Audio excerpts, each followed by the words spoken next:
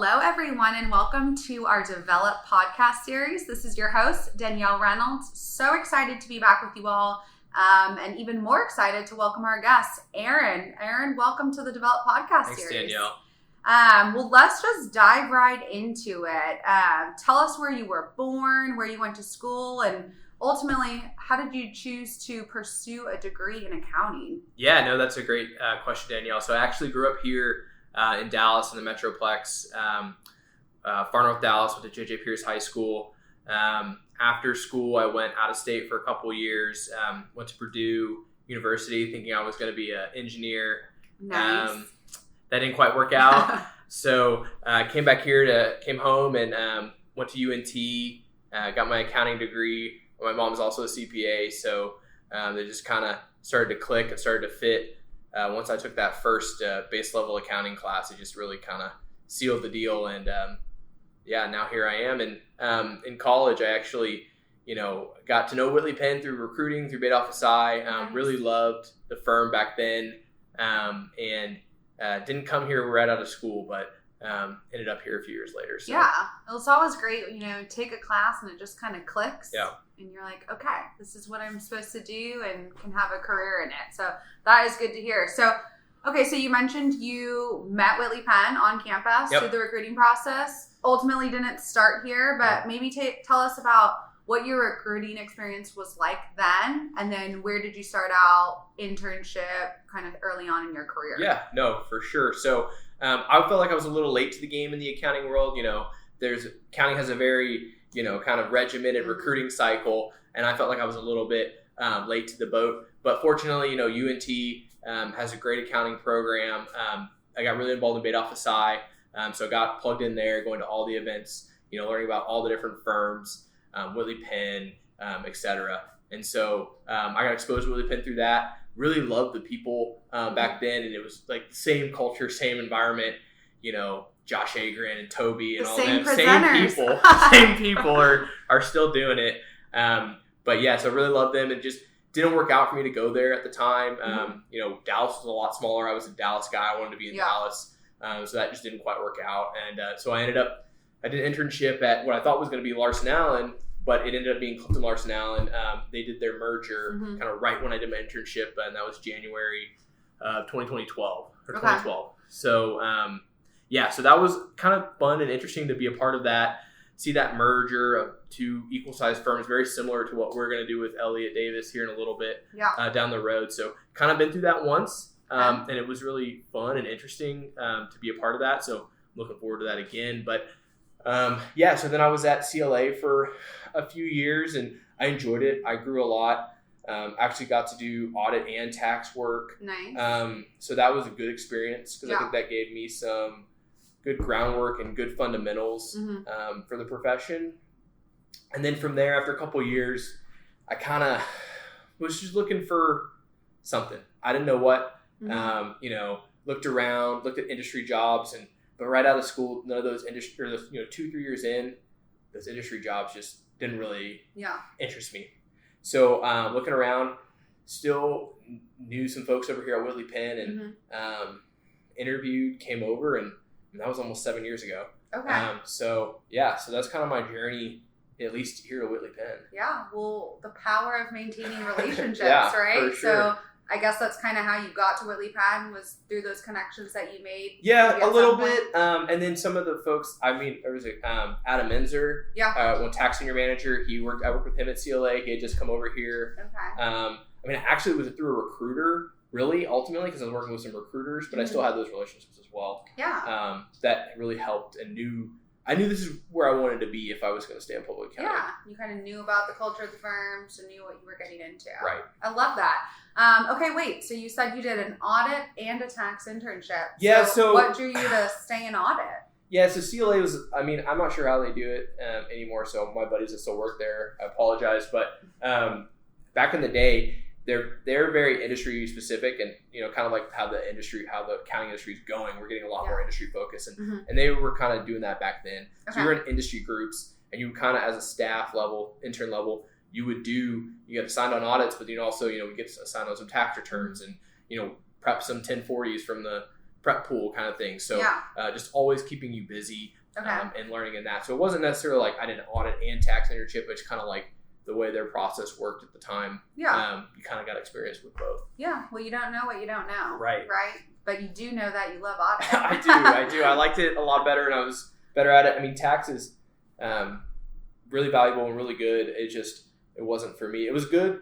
Like, I do feel like getting that experience though early on was valuable because it gave me some fundamentals of the profession and kind of how to solve some of the puzzles that we have to solve by doing some of those tax work and some of those tax returns. And maybe those skills still come to play on the client service side of being an advisor to your current audit clients, but knowing enough about that. So I like that. So talk to us about some skills you learned early on in your career. Soft skills, technical skills, you name it, that still play a role today. Yeah, that's a good question. And there's lots of them. Obviously, early on in your career, it's important to learn those technical skills to kind of, put that grind a little bit, learning how the whole audit process works, learning how, the soup to nuts from beginning to end work. So I'd say some of that was really valuable from the early on. And luckily for me, CLA is still they're a middle market firm also, so it had the similar client base where I could, you feel like you're a part of a team that you made a difference on, same as we are here. So I think that was really valuable in learning that skill. And then, really communication is such a huge skill to learn early on. I'm a big, still, even back then and still today, I'm a big face-to-face guy. Like if I have a question, I'm going to walk down to one of the partners' offices, or I'm going to go out and talk to the senior if I can. If I know they're here, I just really prefer that in-person communication.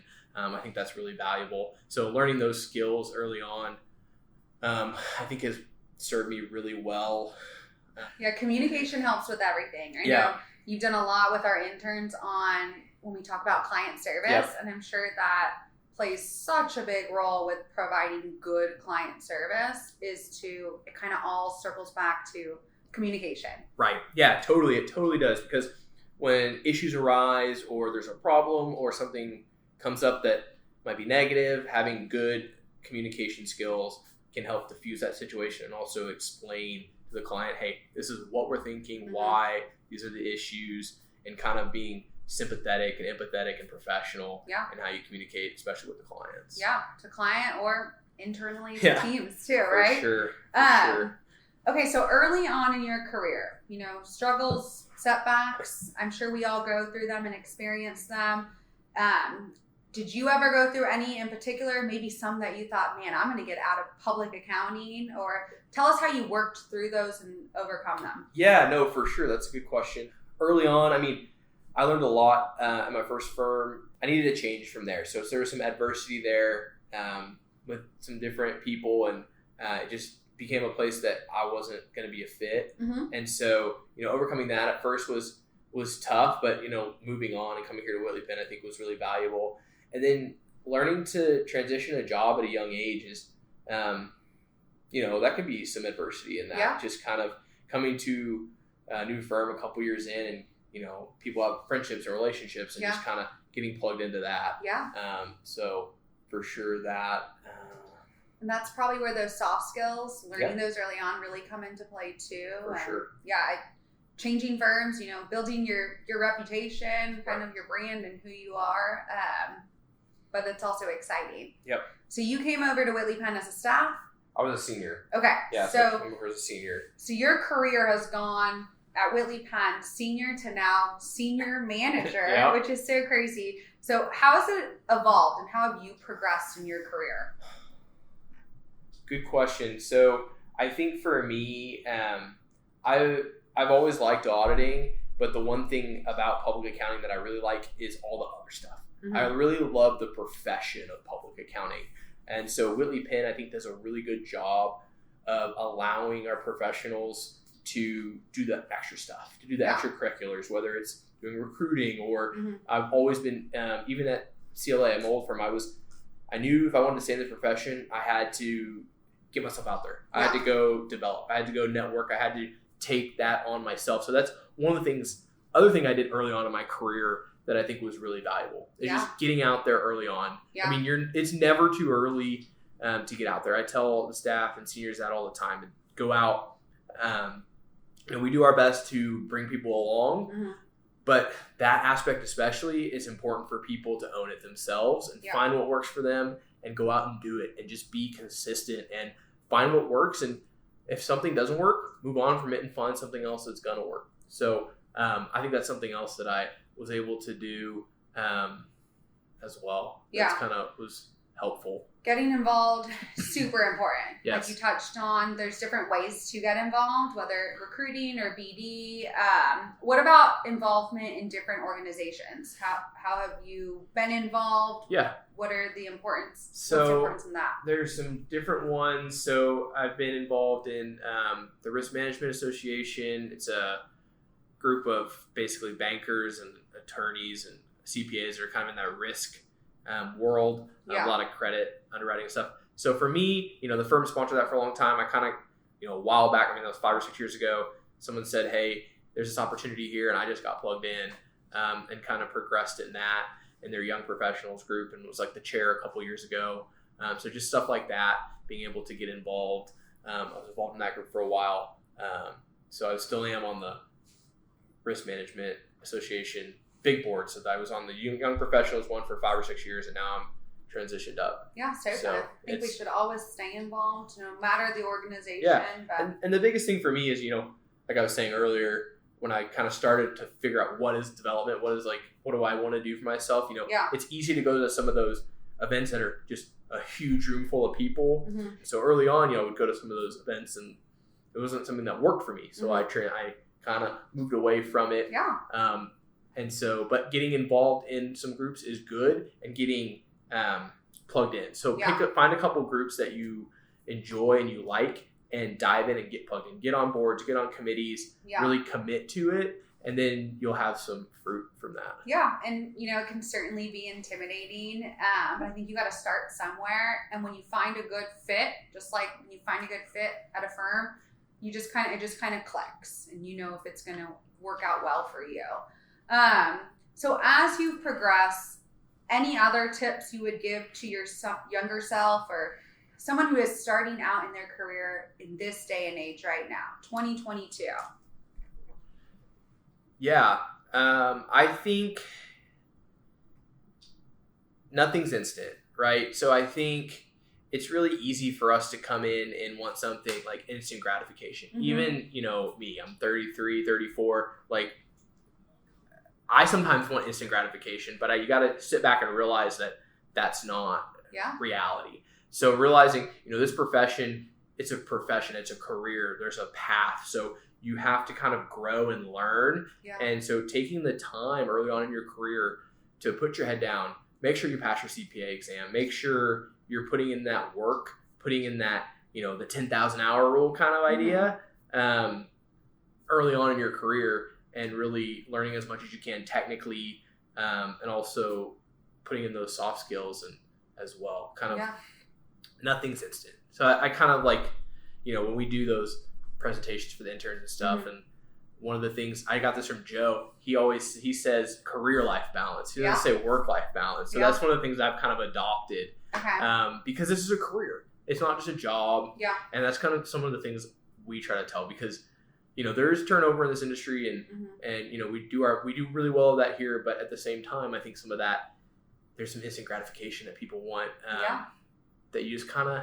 got to put your head down and earn a little bit. I love that. I don't know if anyone's ever said that on the podcast yet, or said it in that way, but it's so true. And things will work out the way they're supposed to work out. And this, like I said, this is a great profession. There's a lot of potential in it, a lot of success down the road if you kind of put the work in early on and realize that. 100%. Okay, so you transitioning to a leadership position now, both exciting and challenging, I'm sure. What are some things that you love most about what you get to do now? Yeah, I really like the people aspect of it. Like I was saying earlier, like I know how to audit, I'm good at it. We serve our clients well in that, but I really like the people part of it and the leadership part of it, right? So whether it's leading the staff, through a job, or, today I did a bunch of interviews. So doing that kind of stuff and being a leader in that role, and every day is different. Yeah. You come in, your calendar might have nothing, and then your day just, those are probably crazy. The busiest. They probably are. And then you're just going all over the place. Or some other days, your calendar's back to back to back, and just roll with it. Yeah, just roll with it. And then, so I think from a leadership standpoint, I really, that's an aspect I really like, and I feel like I've kind of grown and I'm getting more comfortable with. And I think that's something too, kind of going, back to, our impending merger. Like, I think that gives a lot of opportunities for someone like myself, some of our younger partners, senior managers, as these firms come together and as we grow. And that's kind of exciting to be able to see what that looks like. The sustainability of the firm. And that leads me into my next, something we've been talking about as a firm is developing a growth mindset. Yep. So, which is important for both internal and external growth. So how do you hope to grow in the next year? That's a good question. I think for me, I hope to grow just in those leadership roles, kind of being more of an industry expert. I've gotten very focused in the healthcare industry, so growing in that aspect. Yeah. One thing I really hope to grow in is I've always kind of developed and networked and those kinds of things, but really I hope to grow and focus that effort a little bit more on, more tangible things that could lead to wins, bringing in clients. So that's kind of my growth in kind of transitioning how I network a little bit. And I know I've grown a good network and I have good contacts, but maybe focusing more on the clients and the prospects, because I have been doing this long enough, and some of my friends are now in those decision-making positions or have transition roles where it's like that kind of stuff will start to come. And because I've put in the work down before. It all goes back to that. I think it's certainly intentional growth. Yep. I'm going to hold you accountable for all those things. You should. Okay, so life has certainly changed for you, not only career-wise, but also personally, growing your family. Yep. 2 kiddos at home now, young kiddos too. Young. So how do you manage balancing both your career and family? Yeah, so I think it starts with one, Whitley Penn has a family-focused culture. There's a lot of managers, senior managers with young kids, and we're very flexible here. So for me, I'll work until 4:35. I'll go home and spend a couple hours with my kids, and then if I need to, I'll work more in the evenings after they go to bed. It's just kind of that culture we've established, and it gives me that opportunity and that flexibility, because I know if I'm serving my clients and I'm doing my job, I can have that flexibility. And then 2, I think it takes a good spouse. It takes a good spouse that understands this profession. My wife was in this profession before, so she gets it. And so having a good spouse, whether they've been in public accounting or not, just having them understand what you're working towards, and you're working towards it together and with them as a team. And so I think that's an aspect as well. And I think lastly, it just takes intentionality, right? It's easy to put your career first. And I'm bent to want to do that, but you got to take a step back and realize that your family and your kids are ultimately the most important. And so putting them first, even when it's inconvenient, because ultimately people are going to understand. Like if my kid is sick or whatever, or something comes up, no one here is gonna or balk at that, or your clients are gonna understand, right? So family's first. Yeah, and I think everything you said about communication. That's why it's so important to start with that, because when you build those relationships, when life happens and things come up last minute, and fires you got to put out, right? People understand, right? Like we're all human, but when you have a really solid foundation first, family and clients, it all makes it just work better. So communication is key. For sure. Okay, so now we're going to just get to know Aaron. Okay. 4 rapid fire questions. Okay. You got to answer these quick. Okay. Don't think about them. Okay. Favorite thing to do outside of the office? Play hockey. Hot or iced coffee? Hot. Chick-fil-A or Raising Cane's? Raising Cane's. Ooh. Summer or winter? Summer. Audit or tax? Audit. That was a trick one. Threw that in last minute. Okay, great. You passed that. Good. You can take a breath now. Okay. Okay, so lastly, I always like to round it out with some resources that you can give our audience. So I know you're a big podcast guy. Yeah. So what are some books or podcasts or any show recommendations you can give to our audience? Could be both personal and professional. Yeah. You've got both. Podcasts. So maybe I should just look. So podcasts, I'm a big podcast guy. I listen to a lot of sports podcasts. I'm a big hockey guy, so I listen to a lot of hockey podcasts. There's hockey specific podcasts. podcasts. Yeah, there's tons. Man. There's way too many. Let's see. I like, from a business standpoint, there's a couple I like to listen to. A couple of news ones from the Wall Street Journal.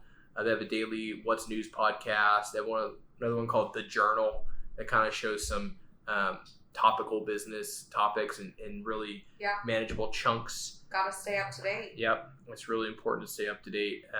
That's another thing I tell some of the young people is like, pay attention to the business world. Like whether it's just peruse through the Wall Street Journal or throw on CNBC every once in a while or read the Dallas Business Journal. These resources. It's important to be in the know on these topics, and especially in the business world. And Dallas is a very business centric environment, especially here in Preston Center, right? And so just being plugged in that is important. Also, just digressing a little bit, but there's some Bloomberg podcasts I listen to that are really good as well. I don't have all the names of them, but so if anyone needs podcast recommendations, yes, just ask me. Reach out to Aaron. I got a lot of them. I'm just scrolling. There's too many. The Whitley Penn podcast is great. Yeah, WP Talks. Books. Wish I could read more. Really, it's hard to dive into books. My wife throws me the child development books sometimes, and I'm like, all right, you read this and send me the Cliff Note version, and I'll do it. I'll do whatever you tell me to. Okay, you sound like my husband. Yeah, I'm totally for it, and she's great at it. She's like, our kids, they don't watch screens.